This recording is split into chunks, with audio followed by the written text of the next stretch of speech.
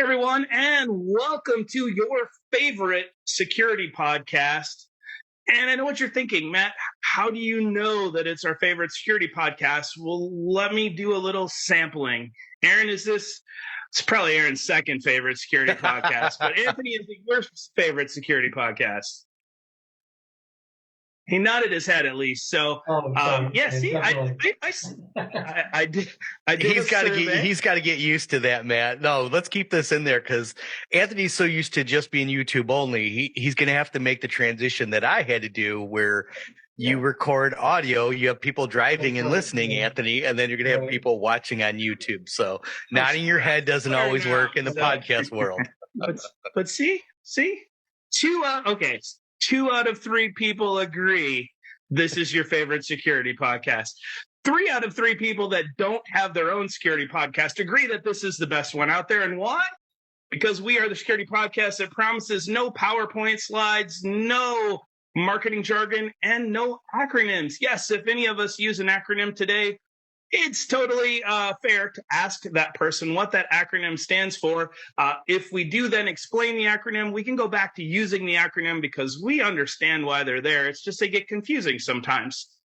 Today, we're really excited to have with us Jason Kent and Shreyans Mehta from Cequence. And so I think we're going to be talking a lot about API security, bot mitigation, and all that sort of good stuff today. Super hot topic. So, guys, I'll give you the first question that we always like to ask, and that is that in an era where we have so many meetings on our calendars, more meetings than we've probably ever had before, why would someone want to carve out an hour, half an hour of their time and talk with Cequence? So either one of you wants to take it, introduce yourselves, we'll go from there. Sure. Again, my name is Shreyans Mehta, co-founder and chief technology officer here at Cequence. Why would somebody want to talk to us? Great question. I mean, today, everything that we see or use is backed by an API. I mean, literally, the way we see is we are interacting with your mobile application, you're interacting with your banking account, all backed by APIs today. Effectively, we see Tesla, not a Tesla, but a four-wheeled application, again, continuously talking to the backend environment over API. So the world today actually runs over APIs, and the bad guys realize it, and they are going after the APIs to attack, to exfiltrate data, to commit fraud. So that's why you want to talk to us, because we come in and protect those APIs for you. So I feel like we didn't talk about APIs very often until somewhat recently. So can you guys explain like what's happened in the world where all of a sudden I feel like we're having API conversations all the time? Well, so I'm Jason. I'm the hacker in residence here. So a lot of that has to do with attack traffic, right? So think about 10 years ago in web security, when we were really speaking about websites, all of a sudden deserialization vulnerabilities come around and Equifax gets hit, and you start to see all of these web attacks all piled on at once. Target, like everybody got hit all in the same, seemed like 6-month time frame. And we worked on those things. And now if you fast forward, as often happens in security, we didn't learn those lessons, right? And now we're sitting here with all the same problems. We have a lot of what I would consider basic 101 web security problems are still massive problems in the API world. So when we're talking about application programming interfaces, you're talking about these devices that are communicating, but then you got to think about, well, how are we authenticating things, and how are we assigning, like, think about RBAC for a mobile device to hit you versus a iPad to hit you versus, your website hitting a data element. It's so much harder to kind of figure out where everything's going to be processed from that we've made lots of mistakes along the way. So now you're seeing things like, if I can, send a phone number request into a phone, to one of those ISP sites that'll let you see, can I port this number, for instance, and it'll give back too much information. Well, this is what happened in Australia a few weeks ago, right? API endpoint, start enumerating, boom, you end up with the entire database sitting in your lap. Because the APIs are meant to do that kind of thing at high speed. Yeah. Hacker in residence. I think that's got to be the best title of anyone that's ever joined any of our episodes. So we've got a founder and a hacker in residence. I knew this was going to be a good episode. Sorry, Shreyans, I interrupted you there. But and actually, Jason, thank you for catching me on. I used API and didn't explain what it was, but you did use RBAC in there. So can you explain to us what RBAC is? See, here I went. Role-based access control. So being able to granularly grant authorizations for certain things. Excellent. Yeah, one other thing that I would add is there is a big shift that has also happened technology-wise, which is people have moved from those monolith applications just hosted in one environment to just a bunch of microservices. Like people are moving their applications to cloud environments. People are adopting newer technologies like Kubernetes or serverless environments. So what used to be one single application doing your entire transaction ranging from logging in to checking out, all those things used to be one application, that they are now these micro applications. And guess how these micro applications are communicating with each other? APIs. So what used to be like one call is probably now 50 or 100 calls. So literally the internet today is 90+% APIs. Everything is driven through APIs right now. And that's why the need for API protection. Well, I can give you a couple examples to back you up. Most recently, so working in healthcare and the healthcare system I work for, we have an insurance wing and we have a delivery, hospital wing. Both of them have been having to do recent changes. I'll talk about the insurance side one recently, and you can talk about some of the things you could do to help secure that, is the transparency initiative, right? So a lot of good things have happened with the several of the past administrations. And one of those things is around pricing transparency, right? So we had to meet July requirements of having, I'm paraphrasing here, 50 procedures, right?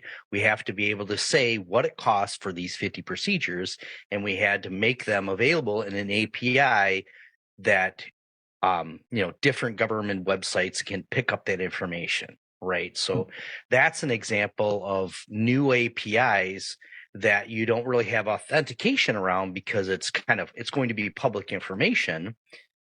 But to your, one of the things we talked about in the podcast prep was around bots coming into play.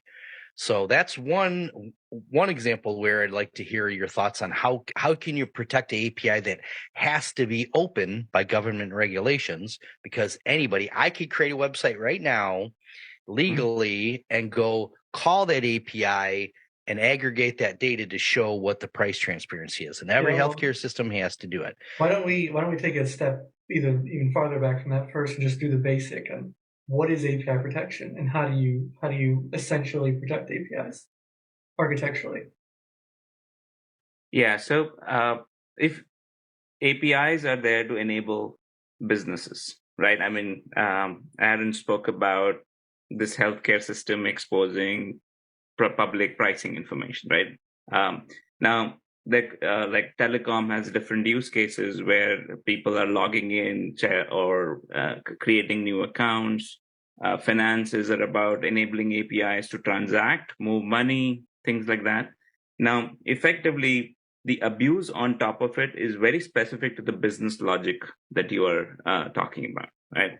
So it could be about scraping pricing information competitively, literally we have a few insurance providers that are providing this pricing information, and the competitors are scraping those prices. That is a business logic abuse problem, right? Now you need to be able to stop the bad guys or the competitors from scraping this information while actually allowing the legitimate users who are using their mobile phone to legitimately get that pricing information. That's being able to stop that from being abused while allowing the legit users, that's all about API protection, right? The same thing applies, let's say, on a social network where you have a fake comment or a fake like problem, bubbling up certain news articles, bubbling up certain personas, and the bad guys are using automation to bubble that up. So again, that there is a business logic that you are exposing on a social network to allow for users to comment or like, and the bad guys bubbling around. So being able to protect against that kind of an abuse is API protection. So it means different things to different businesses based on the business logic that you're actually exposing. Yeah, I think that one of the things that we've noticed really recently is, and this goes back to the earlier question, is a lot of organizations don't know where their APIs are. Right? If I walk into any organization today and say, "How many web apps do you have?" they're going to have a kind of a wet finger in the air idea of how many apps they have. But if you ask where are all of your API endpoints and what data's on them, that's not an answer you're going to get, easily, right? There's not a lot of cataloging that goes along with this. There's not a lot of discovery. And a lot of organizations will turn on something new and not realize that there are a bunch of APIs exposed as part of that. We've seen where people bring up, a big Kubernetes cluster in a commercial setting and not realize there's a GraphQL endpoint now that's on that you can go touch.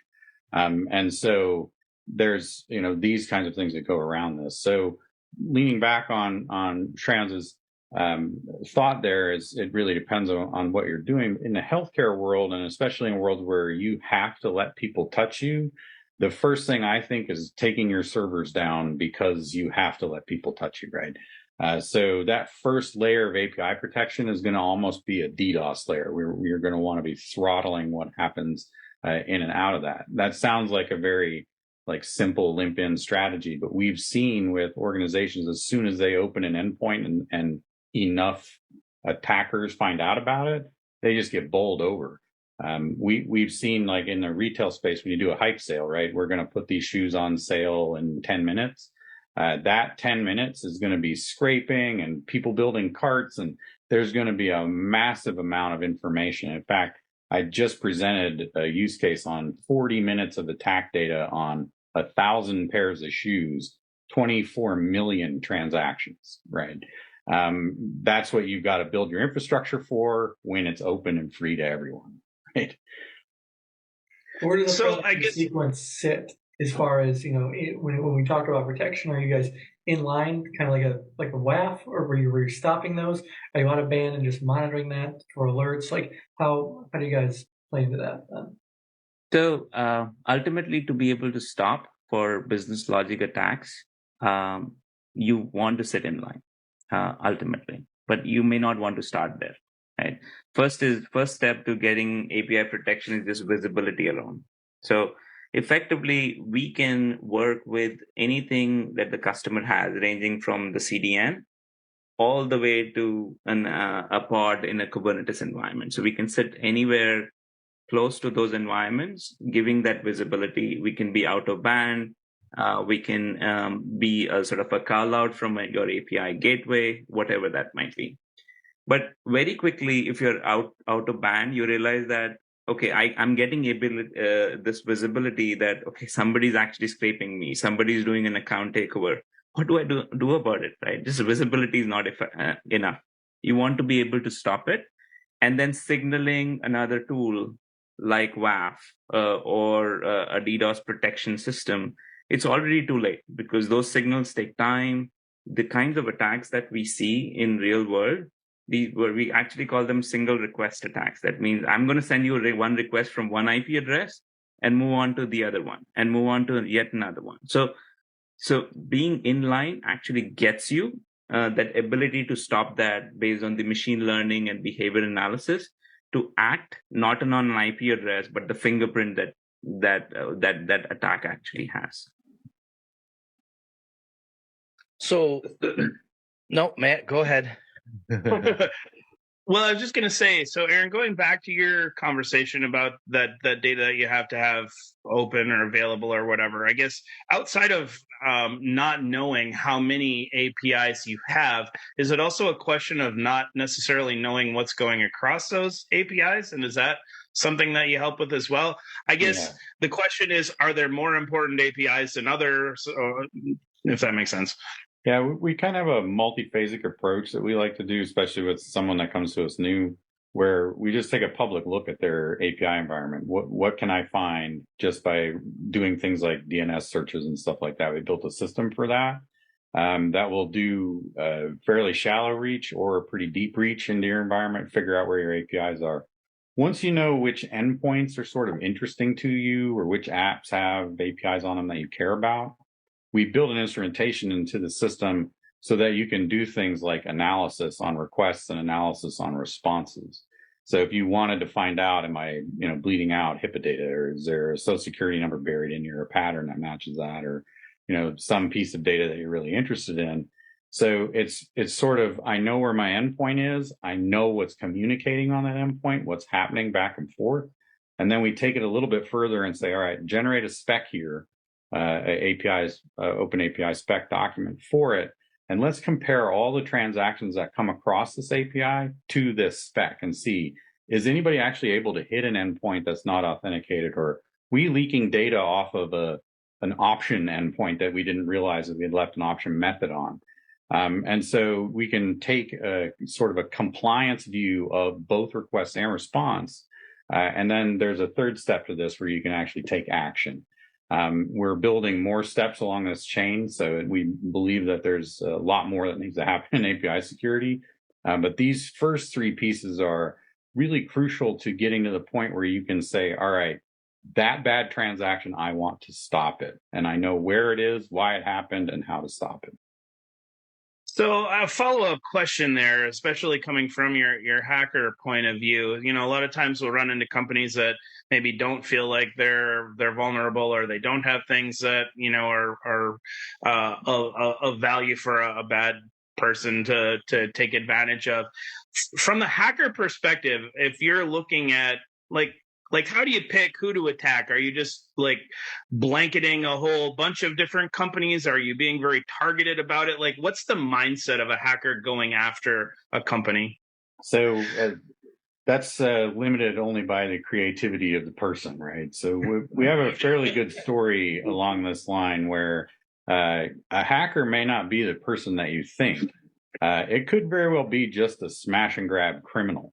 And what we're seeing now, I've got friends that are doing research on free food, right? Breaking into APIs for various food vendors and finding coupons, deals, ways around the system that you can get free Big, whatever that is. But we've actually seen this go a little bit further, and I'm going to let Shreyans tell his story because I like the way he tells it. But this is a hacker mindset that's a little different than just somebody sitting in front of a computer. So, you want to talk about Alta? Yeah, it's an interesting story. So Alta has been a customer of ours. I mean, it's an interesting retailer. Both brick and mortar as well as online, right? Business.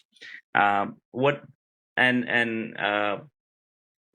they came to us, it was an interesting thing. What they saw was there was a spike in their API, a particular API that was giving out inventory information for their items in a particular store. So the abuse that was actually happening in their case was somebody was enumerating different zip codes for store information, and specifically for high inventory of high-end curlers, Dyson curlers in particular. Right? Typically sell for, I would say, more than $400, $500 a piece. It's not available in every store. Okay, so somebody was just scraping that, and they were using a third-party API provider, spending maybe close to, I would say, $30,000, $40,000 just on the API use itself. Okay. We investigated that and worked with their team and actually realized that it was actually tied to a smash and grab robberies that were happening in stores in their environment. So think about the particular use case and what Jason was talking about, the incentive behind it. So the incentive was really trying to figure out where these high-end items really were in store. So use the API, enumerate through different zip codes, figure out where this item is actually available. Because if you're doing a smash and grab, you don't want to walk up to a store that has no inventory of this stuff available. Right. So they were using this API to figure out where these items are, and then ultimately getting to a store, grabbing this and walking out of the store. So they high tech reconnaissance. Yeah, so they wrote a bot to scrape this inventory to figure out where to go rob the store, and they were, oh, this one has 3. This is like a $600 curling iron. I can, just by the gallery here, I can tell that there's not a lot of curling iron buyers in this crowd. But a $600 curling iron, if you can go resell it on eBay for $600 and it costs you nothing, now you realize there's 3 of them in this store and 2 in that store, right? That makes your targets all different. So that kind of thing is what we see, on a daily basis. We see fraud against gift card endpoints. We've got, quick service retailer accounts that we'll see people guessing gift card numbers. We stopped almost $30,000, like $25,000 a month, and just guessing the numbers on gift cards for an organization. And we see this all through using a fairly sophisticated set of machine learning objects inside of our system. But basically, when the transactions come through in volume, the volume is actually beneficial to us. The more data we have, the better we're processing it. So we can start to see things like scrapers coming in, cart building, and all that kind of stuff and put it down. Well, when you guys were talking about a spike in website traffic for Ulta, I've got 5 daughters, and I thought maybe they were just putting their Christmas shopping list together. That undoubtedly will be seen by someone. So I guess so it doesn't matter, right, if you're like a multinational financial organization or a company that sells curlers, right? You've got things that people want, whether that's physical items or digital information as well. I think that's important because I think a lot of times companies don't always think that they're a target, right? Even if they are.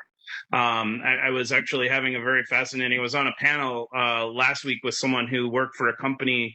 I used to work for a company that made thread, like for sewing, and they had, which you don't think, like, what's the security case there? But they had a process in which they could dye thread faster than anyone else in the market, and so they could do custom orders like overnight. And if anybody got those formulas or the schematics of those machines, right, like game over for them. So I think it's always important to know that, for those of you that are listening, like, it doesn't matter if you're working for a healthcare organization or a company that makes curling irons, right? There are threats and risks out there that you need to pay attention to. Aaron, you got to have more questions. I was waiting for you and Anthony to finish asking yours. So another thing about bot security, right, is we recently had an issue where our Find a Doctor portal, right, this is information I can share because it's not confidential information, is very important for customers because if you're looking up a doctor, right, I want to know where a doctor's at, where he practices at for a certain specialty. While this is pretty innocuous data, right? So, public data, you can look up in not so much the yellow pages anymore, but I mean, a doctor's office, they want the information public, right? They need to, have patients come visit them. But now you have a situation to where you have a public, an API that's attached to your public website. But unlike the government one, this is one where, you don't really have to protect it because it's not important data, but it can still impact your system. So we had a situation to where we were noticing a spike in API traffic out of India. And after we did some research, we quickly figured out that a hacker there thought that, because it was a hospital and it was doctor data, right? And it was an API that was unsecured. They're like, oh my gosh, like this is great. This is misconfiguration. And, Jason, you see where this is going, right? They were just pulling data, right. And then not realizing that the data they had is pretty worthless. But that had a business impact because then it was slowing real traffic down on the website. And we had to make some, structural changes around like geolocation and stuff like that. How could your tool help that situation? Because it sounds like you could do something similar, right? Because if you're inline, then I could apply am I right in assuming that I could apply specific rules in my Cequence, dashboard or whatever it is to help mitigate that particular attack? Because we weren't getting DDoSed on purpose. The bot was just swallowing the data faster than, it was built for, because it's not intended, right? It's not a high volume traffic website. So is that something your system can help with? Yeah. So we have a lot of those kinds of cases that occur with clients all the time. Hype sales are the extreme example of that. But just scraping and stuff is for a lot of organizations a huge problem. In that case, there's a whole bunch of different ways that we can approach this. If you want the data to still go out, then rate limiting policies and doing things like just saying, well, this IP is requested X number of transactions. Let's go ahead and taper them off and give them a little less bandwidth. Or we recognize this as bad actor, and what do you want to do? You send it to a honeypot. You just start giving them WordPress admin web pages. Whatever you want to. That's a good idea, actually. Here's some data for you. Yeah, here's some junk data. Just keep piling it on, right? Yep. We have organizations that have third party or downline systems that we signal to. And say, hey, this connection either needs to be broken in the database or, whatever that might be. So however you want to handle it, we have a way to handle it. A lot of times people consider traffic mitigation to be just, pick an IP address up, say this is a bad IP address and block everything from that IP address. But then you end up in whack-a-mole. So we take mitigation back more to whatever you want to do, right? Yeah, you'll end up, if you're constantly trying to do this on IP addresses, eventually it'll be every IP address is bad, right? If you have to block Amazon's IP site or range, you're going to lose access to a lot more than just your application. Right. Well, that's the experience that now we are getting into, especially when people are working from home in the new world. People are using VPNs that are routed through Amazon's IP ranges.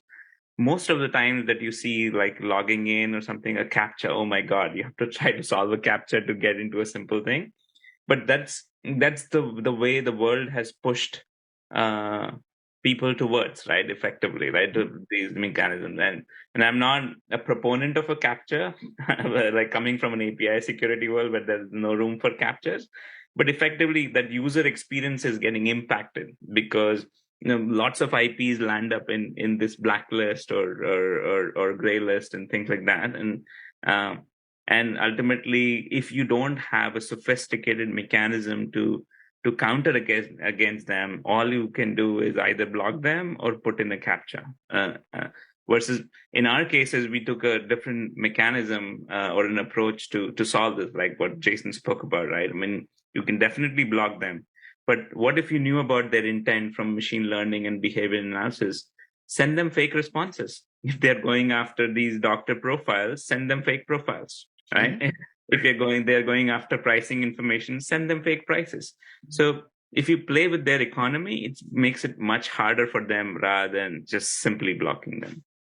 Just poking them in the eye, right? That's right. You're messing with my vacation. I'm gonna poke you in the eye. So Shreyans, one of the things that I always like asking whenever we have a founder or a co-founder on one of our episodes is, like there are other companies, right, and other vendors that play in this space. So what was it that Cequence saw, or that you guys saw when you were putting this together, that you thought, is either missing in the industry, or we can do better, or we can do differently? Like what was your differentiator coming into the market? So what I would say is, when we were starting off 8 years ago, right, API protection wasn't even a thing. Everything was web driven back then. What we saw was, look, you cannot put in a lock on just one door when you have 3 entry points in your house, right? So you can't just protect one door. You have to protect all the doors and windows equally well. And we said everything is an API, and you should be protecting that. So that allowed us to be the first in the space to come out and say we are an API protection company. And we can actually authoritatively claim that today, because our approach is been successful since then. We've grown as a company, and we see close to 6 billion API requests every day. So across our customer base, so that has allowed us to improve our machine learning, our behavior analysis. I mean, all those things. So we've been the first in the industry to bring something in line for API protection. We've been the first in the industry to provide the outside in view of your API attack surface. So we've been the first in many ways, and that has allowed us to stay ahead of our competition, right? And in terms of because of the visibility that we have, the customer base that we have, the volume of traffic that we are sort of protecting from this kind of attack. So literally, the intelligence that we have collected around IPs, organizations, data points that we have, I think we have the biggest in the space. We have more than 100 million data points around bad actors, IPs, threat intelligence, specifically for APIs. So that gives us the edge against our competition and other players in the space.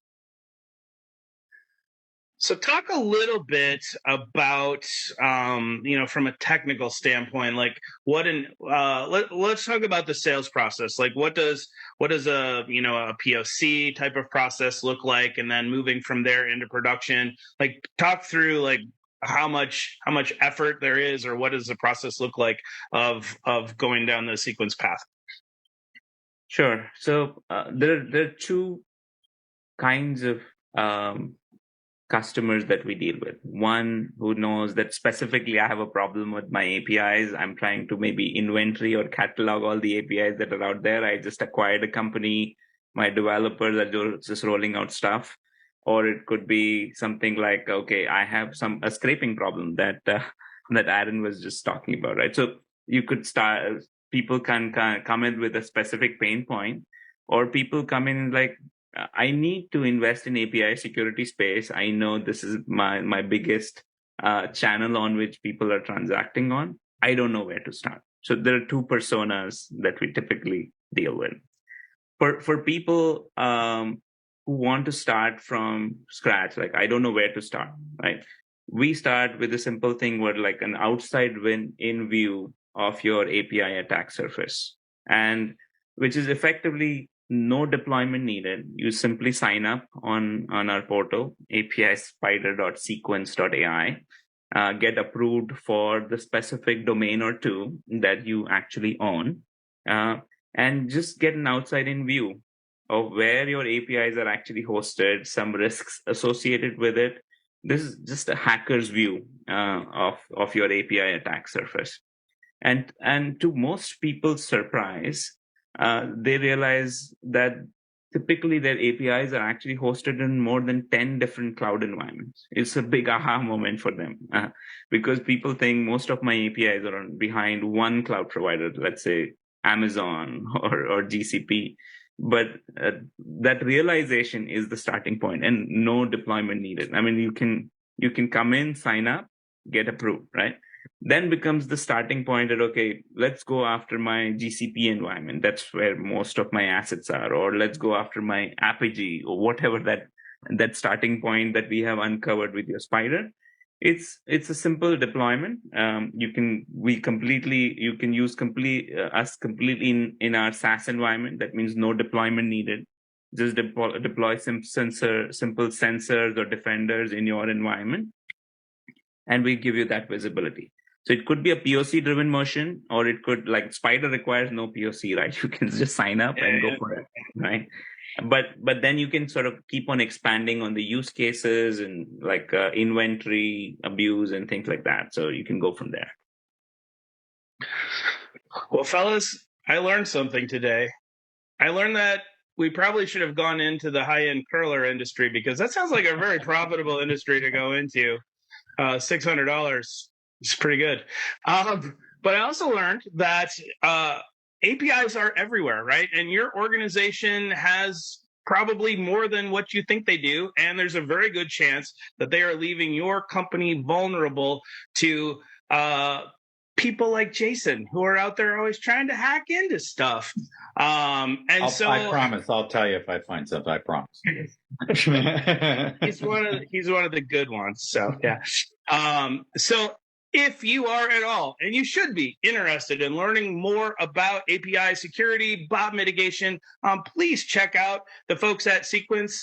And gosh, what else? Oh, if you're watching on YouTube, please like and subscribe. If you're listening on any of the other podcasts, there's probably a like and subscribe or something like that there as well. We're kind of new to those spaces. So do whatever. It depends on where you're getting your podcast from. Depends on where you're getting your podcast. And now we're everywhere. So wherever you're getting your podcast, please like and subscribe so that you are sure to catch the next episode as well. Shreyans, Jason, thank you so much. Fascinating conversation, as I knew it would be. And we'll see everybody again for episode 39.